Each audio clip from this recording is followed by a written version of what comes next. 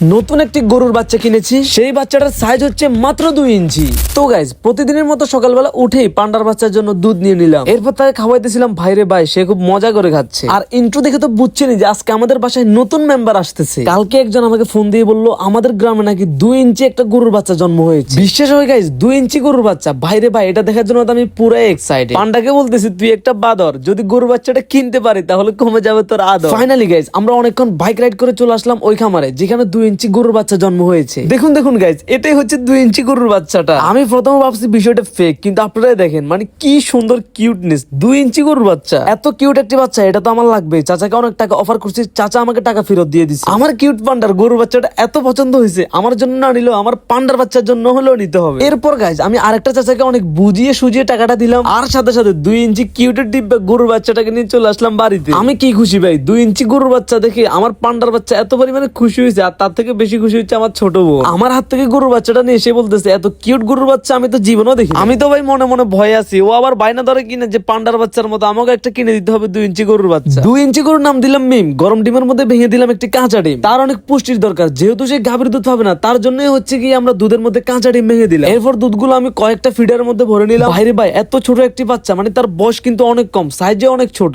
তার জন্য সব টেক কেয়ার কিন্তু আমাকেই করা লাগবে। এই জন্যই আমি তাকে 1 ঘন্টা যাইতে না যেতে আবার তাকে খাওয়াই দিই, ঘন্টা পুরোর আগে তাকে আমি খাওয়াই দিই। সে তো অনেক মজা করে খেতেছে আর অনেক কিউট লাগতেছে, কিন্তু একটা জিনিস খেয়াল করছেন, আমার পান্ডার বাচ্চাটা কিন্তু অনেক অবহেলিত। বেচারা এক সাইড দিয়ে মন খারাপ করে হাঁটতেছে, কিচ্ছু করার নেই গাইজ, আমার এখন এইটাই হচ্ছে কাজ। দেখি আমি একটু চিন্তা ভাবনা করে, যেহেতু আমার কাছে 2টা পান্ডার বাচ্চা, একটা আমার ছোট বোনের কাছে, আরেকটা ভাবতেছি আমি সেল করে দিব। যারা কিনতে চাও অবশ্যই আমাকে জানাবা, আর এই বিষয় নিয়ে আমি আরেকটা ভিডিওতে কথা বলবো। তো আর কি, সারাদিন তো অনেক অনেক অনেক পরিশ্রম করলাম, তো চিন্তা করলাম বিকেল বেলা আমার 2 বেবিকে নিয়ে একটু ঘুরতে বের হই। আর এই দিক দিয়ে আমি ঘাস তুলতেছিলাম গরুর বাচ্চার জন্য, কিন্তু পান্ডার বাচ্চা সব ঘাস খেয়ে ফেলতেছে। গরুর বাচ্চাটা এখনো ছোট, তো ওই জন্য সুযোগের সদ্ব্যবহার। তো ভালো থাকবেন সবাই, আজকের ভিডিও এই পর্যন্তই। আল্লাহ হাফেজ।